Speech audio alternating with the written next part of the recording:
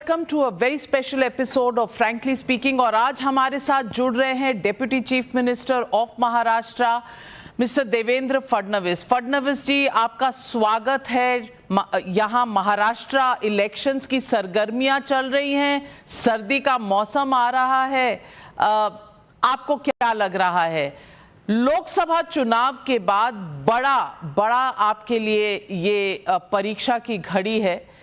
महायुति कहां तक और कितनी दूर पहुंचने वाली है? देखिए, लोकसभा के चुनाव में एक प्रकार से महाविकास आघाड़ी ने फेक नैरेटिव चलाया।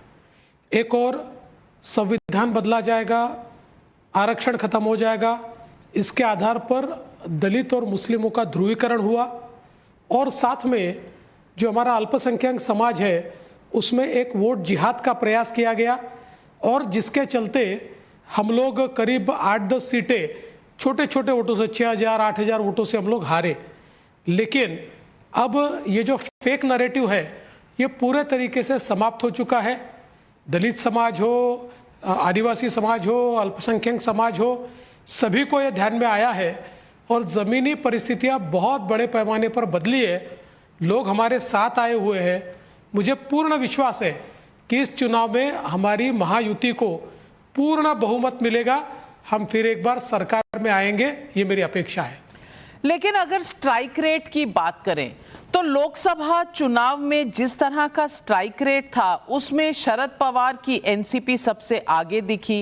अगर देखा जाए तो कहीं ना कहीं स्ट्राइक रेट में कांग्रेस आपसे बहुत ज्यादा आगे दिखी। शिंदे शिवसेना का परफॉर्मेंस अच्छा था, उद्धव ठाकरे थोड़े पीछे रहे। मैं पूछना चाहती हूं कि आप अब भी क्या सीनियर अलायंस पार्टनर हैं महायुति में? शिंदे शिवसेना क्या आपसे आगे निकलेगी और मुख्यमंत्री कौन होगा? पहली बात तो यह है कि अगर आप लोकसभा के चुनाव का ठीक से एनालिसिस करें तो आपके ध्यान में यह आएगा कि भारतीय जनता पार्टी ही सबसे बड़ी पार्टी थी। विधानसभा के हिसाब से अगर आप उसको डिसाइफर करेंगे तो मोर देन 75 सीट्स में बीजेपी विधानसभा में आगे थी। हमारे वोटिंग परसेंटेज में भी कोई कमी नहीं आई। केवल जैसा मैंने कहा कि पॉलिटिकल अर्थमेटिक जो है वो हमारे खिलाफ गया। उदाहरण के तौर पर धुले जैसी जगह में 6 असेंबली एक लोकसभा में आती है, उसमें से 5 असेंबली में हम लोग 1,90,000 वोट से आगे थे, और एक ही असेंबली ने हमको 1,94,000 का झटका दिया और 4,000 वोट से हम सीट हारे। ऐसी 8-10 सीटें हैं। इसलिए कहीं ना कहीं हम लोग पॉलिटिकल अर्थमेटिक का शिकार हुए, लेकिन वो इस समय होने नहीं वाला। इसलिए मुझे पूरा यकीन है कि इस बार फिर एक बार महाराष्ट्र की सबसे बड़ी पार्टी ये भारतीय जनता पार्टी होगी। सबसे बड़ा अलायंस ये महायुति होगा। हमारे दोनों पार्टनर, चाहे वो शिंदे जी हो चाहे अजित पवार जी हो, इनको भी बहुत अच्छी सीटें मिलेगी। और जहाँ तक मुख्यमंत्री का सवाल है, हम लोगों ने यह तय किया है कि मुख्यमंत्री का फैसला ये चुनाव के बाद किया जाएगा। हमारे एकनाथ शिंदे जी उनके पार्टी के राष्ट्रीय अध्यक्ष है, अजित पवार जी उनकी पार्टी के राष्ट्रीय अध्यक्ष है। तो ये दोनों राष्ट्रीय अध्यक्ष हमारे राष्ट्रीय अध्यक्ष जी के साथ, हमारे पार्लियामेंट्री बोर्ड के साथ बैठकर फैसला करेंगे। जो फैसला होगा वो मुख्यमंत्री होगा। फडणवीस जी, मैं आपसे पूछना चाहती हूं, आपने वोट जिहाद की बात की, तो वोट जिहाद में बस अभी खबर आई है कि आज नॉमिनेशंस वापस लेने का भी दिन था। तो जो अनुशक्ति नगर में जो सना मलिक के सामने शिंदे सेना का कैंडिडेट था, उन्होंने विड्रॉ कर लिया और सीधा टक्कर जो होगी वो महाविकास आघाड़ी और सना मलिक के बीच में होगी।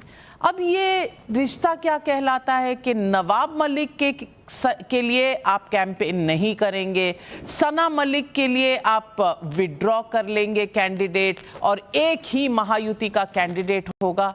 ये चल क्या रहा है, जरा ये अरिथमेटिक समझा दीजिए।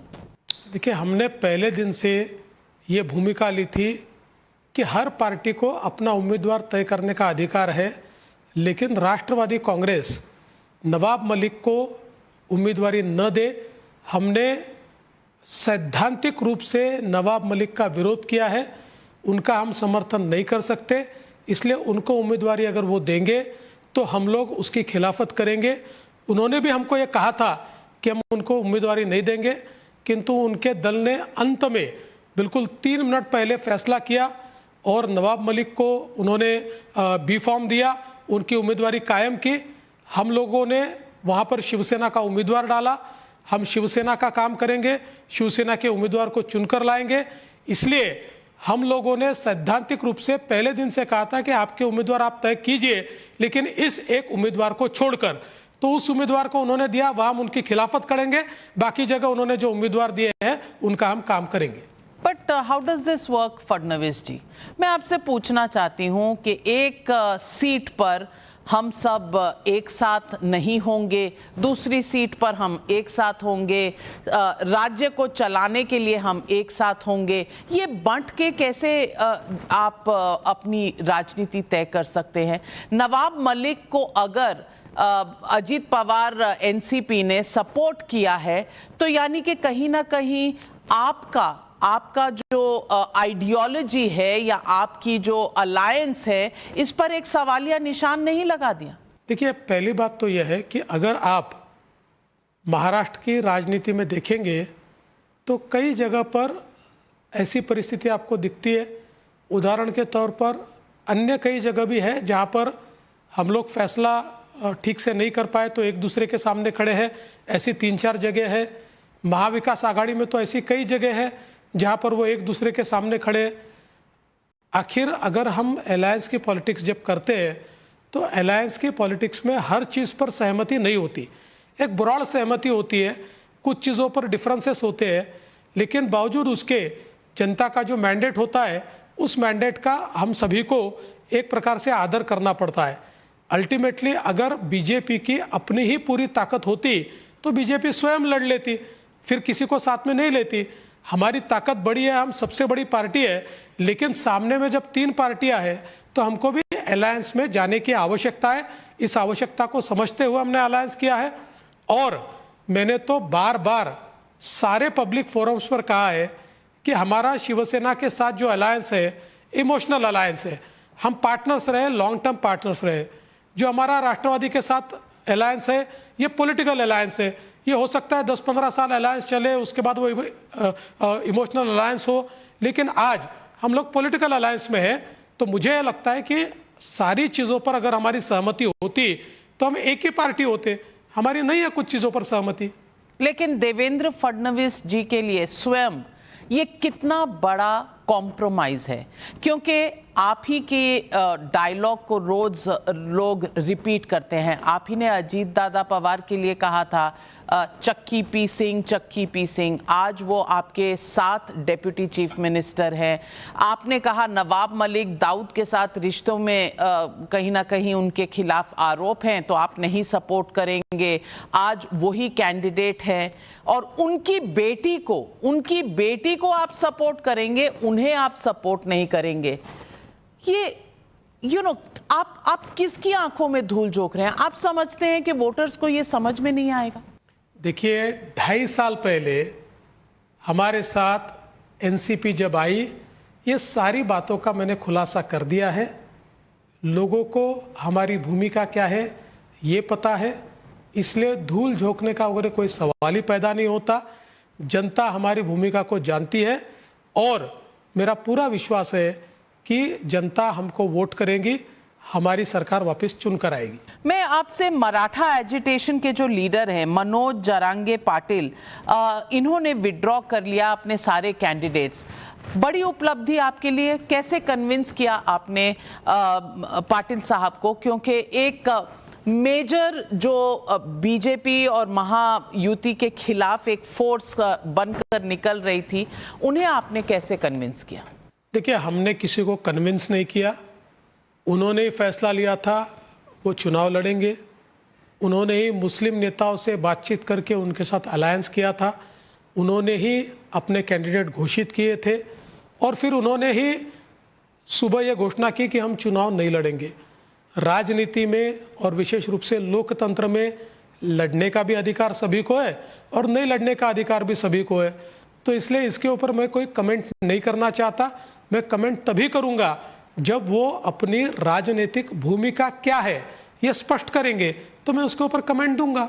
तो मैं आपसे ये पूछूंगी कि अगर लोकसभा चुनाव के हम नतीजे देखें तो 158 असेंबली सेगमेंट्स में महाविकास आघाड़ी आगे चल रही थी और महायुति सिर्फ 125 असेंबली सेगमेंट्स में। ये लोकसभा के बाद की स्थिति थी। अब बीच में हरियाणा के चुनाव हुए हैं जहां एक तरह से मिरेकल विक्ट्री हुई है बीजेपी की। ये कौन सा फॉर्मूला है? बटेंगे तो कटेंगे वाला फॉर्मूला क्या महाराष्ट्र में इस्तेमाल होगा? क्या ये मेजर स्ट्रैटेजी रहेगी बीजेपी की? भारतीय जनता पार्टी की स्ट्रैटेजी तय है। हमने काम करके दिखाया है।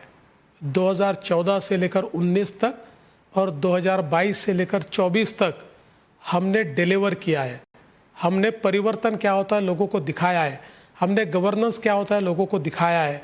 हमने किस प्रकार से लोक हित में निर्णय किए जाते हैं लोगों को दिखाया है। अपने परफॉर्मेंस के भरोसे हम लोग वोट मांगेंगे और मुझे विश्वास है कि हमको लोग वोट देंगे। मैं ये मानता हूँ कि लोकसभा के बाद लोगों के मन में एक प्रकार की भावना तैयार हुई है कि जितना मोदी जी ने विकास किया उतना महाराष्ट्र में हमने उनको वोट नहीं दिया है और इसलिए लोग वापस मोदी जी के साथ, बीजेपी के साथ और महायुति के साथ जाना चाहते हैं। इसलिए हम पक्का चुनाव जीत रहे हैं। मैं आपसे पूछना चाहती हूँ, राइस शेख ने एक चिट्ठी लिखी है। ये समाजवादी पार्टी के एमएलए हैं जिन्होंने चिट्ठी लिखी है महाविकास आघाड़ी को और कहा है कि एक कॉमन माइनॉरिटीज प्रोग्राम होना चाहिए। इसे आप कैसे देखते हैं? मुझे ऐसा लगता है कि हमारी भूमिका बहुत स्पष्ट है। Justice for all, appeasement of none. इसलिए एजेंडा अगर बनेगा तो सबके लिए बनना चाहिए। विकास होगा तो सबका विकास होना चाहिए। केवल वोटों की राजनीति और वोट बैंक की राजनीति कोई करना चाहेगा, हम उसकी खिलाफत करेंगे, हम उसके खिलाफ जाएंगे, हम उसकी निंदा करेंगे। मैं आपसे पूछना चाहती हूँ इसलिए भी ये सवाल कि आरएसएस ने लोकसभा चुनाव के बाद ऑर्गेनाइजर में एक आर्टिकल छपा था, लिखने वाले रतन शारदा जी थे जिन्होंने कहा कि कहीं ना कहीं ये जो समझौते हुए हैं अलायंसेस के लिए, खास करके दादा पवार का नाम लिया गया था, अजीत दादा पवार का, वो कहीं ना कहीं बीजेपी को हर्ट करते हैं। आपने तब भी नहीं रिएक्ट किया, आप आज भी नहीं कर रहे, लेकिन क्या ये अलायंस को स्ट्रॉन्ग बनाएगा महाविकास आघाड़ी के सामने खड़े होने का? और उद्धव ठाकरे के साथ आपके रिश्ते कभी सुधर सकते हैं? ये भी पब्लिक सवाल पूछती है। पहली बात तो यह है कि देखिए, आरएसएस का कोई मुखपत्र नहीं होता है, कोई स्पोक्स पर्सन नहीं होता है। ये जो बातें कही जाती है ये संघ विचार के लोगों ने कही हुई बातें हैं। इसका मतलब आरएसएस यही सोचता है, ऐसा उसका अर्थ नहीं होता। हाँ, उसको गंभीरता से हम जरूर लेते हैं। कोई भी बात ऐसी हमारे संघ विचार के किसी व्यक्ति ने कही या विचार परिवार के व्यक्ति ने कही तो हम उसको गंभीरता से लेते हैं।